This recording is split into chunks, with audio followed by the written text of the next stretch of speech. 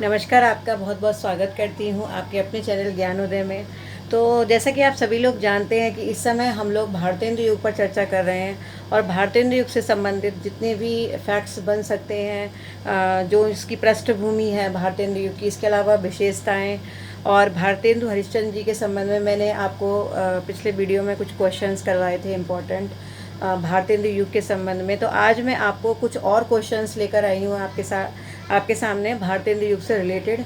तो ये कुछ क्वेश्चन जो मैंने कराए हैं, अगर आप इनको पढ़ लेंगे तो आपको जो है आसानी हो जाएगी। इसके अलावा बात रही ट्रिक्स की, तो जितनी भी रचनाएं हैं अब मैं शुरुआत कर रही हूँ। इसके जस्ट बाद मैं आपको द्विवेदी युग, उसके बाद छायावादी युग, इस तरह से इन सब की विशेषताएं और पृष्ठभूमि, मुख्य बिंदु, इसी तरह से क्वेश्चंस टाइप में करवाती चलूँगी। ठीक है, जिस तरह से मैंने भारतेंदु युग में करवाया है।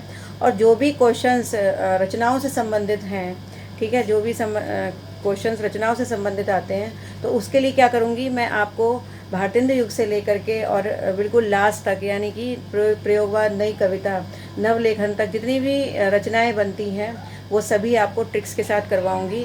और ट्रिक्स भी और जितनी भी रचनाएं हैं वो मैं आपको समय काल के बढ़ते हुए क्रम में करवाऊँगी, जिससे आपको ये पहचानने में आसानी होगी एग्ज़ाम में कि क्रम से कैसे लगाएं। ठीक है, जितनी भी रचनाएं जिनके जो समय काल हैं वो मेरे पास हैं, जो मुझे मिल गए हैं, उनको मैं क्रम से ही बताऊंगी। और जिनके नहीं हैं, हाँ, सबके समय काल जो है बुक्स में नहीं मिलते हैं, आपको पता है, तो जो नहीं है उनको मैं डायरेक्ट ऐसे ही बता दूंगी। तो इसलिए अब स्टार्ट हो जाइएगा। अगले वीडियो मेरी ट्रिक्स आपको मिलेंगी अगले वीडियो में। बाकी द्विवेदी युग, छायावादी युग, प्रयोगवाद, प्रगतिवाद, ये सब चलते रहेंगे साथ साथ। ठीक है, तो चलते हैं आज के क्वेश्चंस की तरफ। तो देखिए, सबसे पहले बात करते हैं अगर भारतेंदु युग की, तो ये दूसरी प्रश्नावली में करा रही हूँ। फर्स्ट मैं आपको दे चुकी हूँ 20 क्वेश्चंस की। तो देखिए, भारतेंदु युग के कवियों ने किसे काव्य की आत्मा कहा है, पहला क्वेश्चन।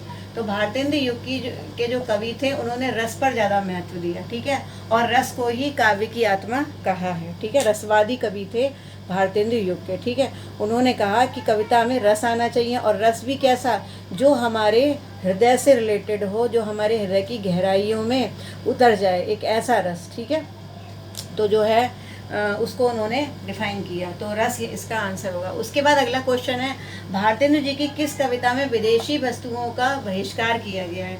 तो भारतेंदु युग की किस कविता में विदेशी वस्तुओं का बहिष्कार किया है, तो ये जो उनकी कविता थी ये थी प्रबोधिनी। ठीक है, प्रबोधिनी जो कविता थी भारतेंदु युग की, इसमें उन्होंने जो विदेशी वस्तुएं हैं उनके बहिष्कार के लिए जो है कहा है भारतीयों से कि जो विदेशी वस्तुएं उनका हमें बहिष्कार करना चाहिए और स्वदेशी को अपनाना चाहिए। तो किस रचना में, प्रबोधिनी में। ओके, चलिए अब आगे चलते हैं। फिर आता है पिए प्यारे तिहारे निहारे बिना अखियाँ दुखियाँ नहीं मानती है।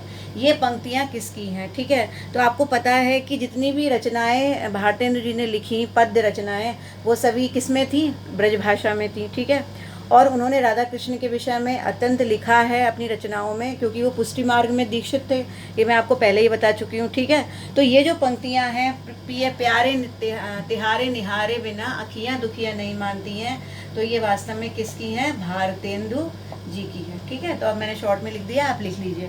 उसके बाद फिर अगला क्वेश्चन है, पैरोडी, स्यापा और गाली के रूप में कविताएं किसने लिखी।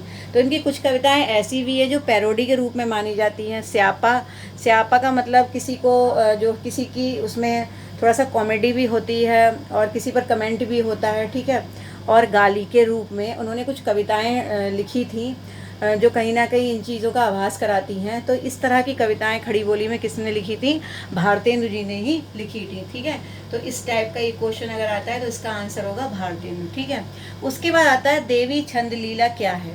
तो देखिए, देवी छंद लीला जो है एक प्रकार की रचना है।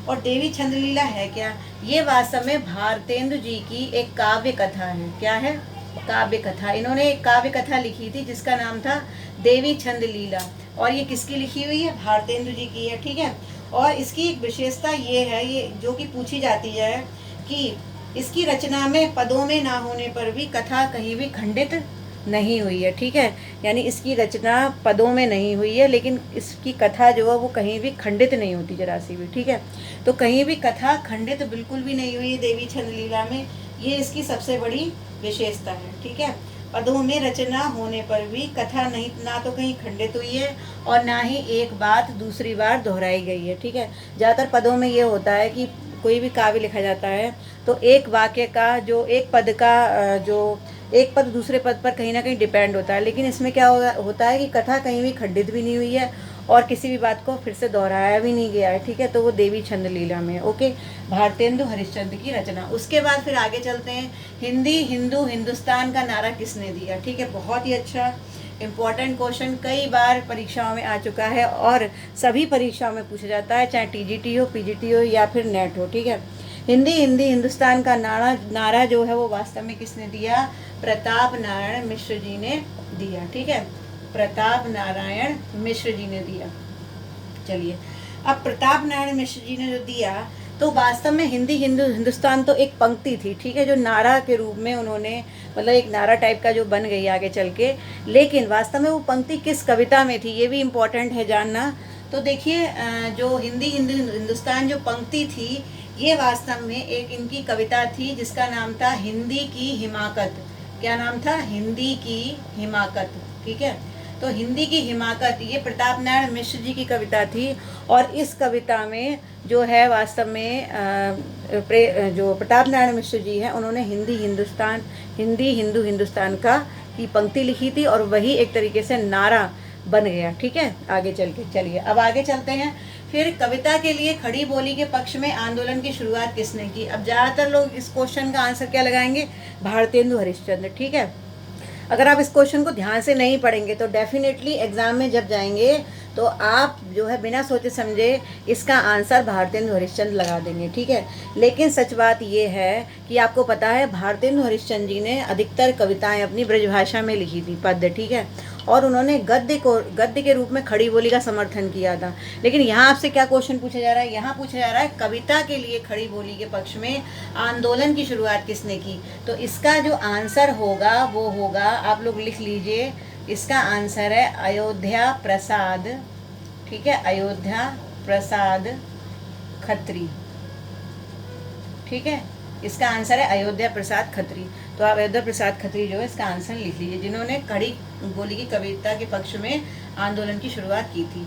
उसके बाद फिर अगला क्वेश्चन है, प्रात स्मीरन कविता में किस छंद का प्रयोग किया गया है। ठीक है, एक कविता लिखी गई थी प्रात समीरन। ठीक है, प्रात समीरन नाम की कविता थी, तो उस कविता में किस प्रकार के छंद का प्रयोग। अब आप ये सोचेंगे कि ये इस कविता में ऐसी क्या इम्पोर्टेंट बात है जो अलग से इस पर क्वेश्चन बना है। ठीक है, तो ये मैं आपकी जानकारी के लिए आपको बता दूं कि पहली चीज़ तो प्रात समीरन कविता जो है ये बंगला छंद में लिखी हुई है। ठीक है, बंगला छंद जो है उसमें लिखी हुई है, और बंगला छंद में एक छंद होता है जिसको कहते हैं पयार छंद। ठीक है, अगर कोई बंगला भाषा जानता होगा या बंगला साहित्य पढ़ता होगा आप में से, तो आप उसको समझ जाएगा कि एक छंद होता है पयार छंद जो कि बंगला काव्य में लिखा जाता है।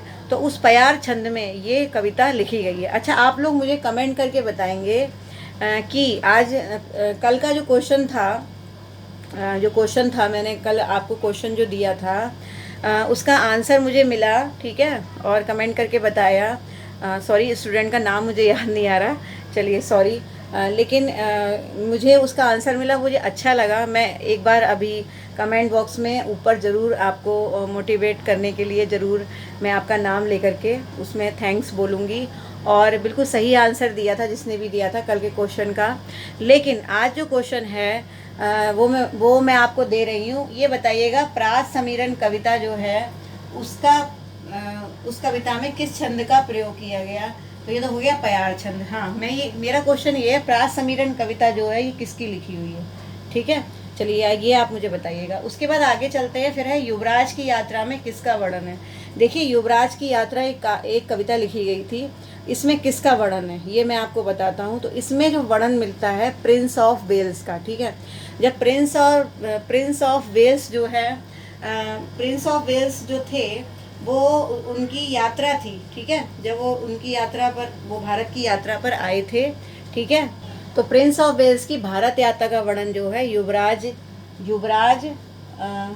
की यात्रा में किया गया था। ठीक है, तो ये जो है युवराज की यात्रा का वर्णन ये किसने किया था, ये किसकी कविता है।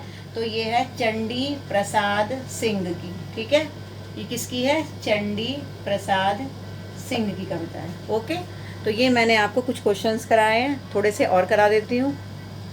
इसके बाद अगला क्वेश्चन जो है वो मैं बताती हूँ। देखिए, आज 15 ही क्वेश्चन कराऊंगी क्योंकि फ़ोन में स्पेस बहुत कम है। आजकल ऑनलाइन क्लासेस चल रही हैं, बच्चों का होमवर्क आता है मेरे पास, वो भी सारा चेक करना होता है, तो इसलिए मेरा फ़ोन जो है वो बिल्कुल हैंग हो जाता है, स्पेस बहुत कम रह गया है, मुझे बहुत सारी चीज़ें डिलीट करनी है। चलिए कोई नहीं, आज मैं 15 ही क्वेश्चन करवा देती हूँ, ठीक है। फटाफट देखिए, मेघदूत काव्य की खड़ी बोली में अनुवाद, मेघदूत काव्य का खड़ी बोली में अनुवाद किसने किया? तो इसका आंसर जो है, मेघदूत काव्य का खड़ी बोली में अनुवाद, इसका आंसर है राजा लक्ष्मण सिंह। ठीक है, मैं फटाफट बता देती हूँ आपको। इसके अलावा भारतेंदु युग का साहित्य व्यापक स्तर पर गदर से प्रभावित है। ये जो लाइन है कि गदर से प्रभावित है, ठीक है, ये जो पंक्ति थी कि भारतेंदु युग का साहित्य व्यापक रूप से गदर से प्रभावित है, ये पंक्तियां जो हैं किन्होंने दी थी? ये कही थी रामविलास शर्मा जी ने, ठीक है, रामविलास शर्मा। इसके अलावा फिर आती है भारत धर्म। भारत धर्म एक कविता है, ठीक है, और ये किसकी लिखी हुई ये भी मैं बता देती हूँ। जो भारत धर्म कविता है वो वास्तव में लिखी हुई है अंबिका दत्त व्यास की, ठीक है, किसकी लिखी हुई है? अंबिका दत्त व्यास की। और इसकी विशेषता ये है, भारत धर्म कविता जो है, इसकी विशेषता है कि इसमें वर्णाश्रम धर्म जो था इसका दृढ़तापूर्वक अनुमोदन किया गया है, दृढ़तापूर्वक जो है उसका वर्णन किया गया है, ठीक है। और इस कविता में जो है वस्तु के आयात, मतलब जो विदेशी वस्तुएं होती हैं वो हमारे देश में आती हैं, तो उनसे जो भारत की जो हालत ख़राब हो रही थी, ठीक है, उसके विषय में लिखा गया, ठीक है। और इसके अलावा बाल विवाद पर आधारित कविता, ये प्रताप नारायण मिश्र की कविता थी, ठीक है, इसका नाम है सॉरी, मन की लहर, ठीक है, इसका नाम क्या था? मन की लहर।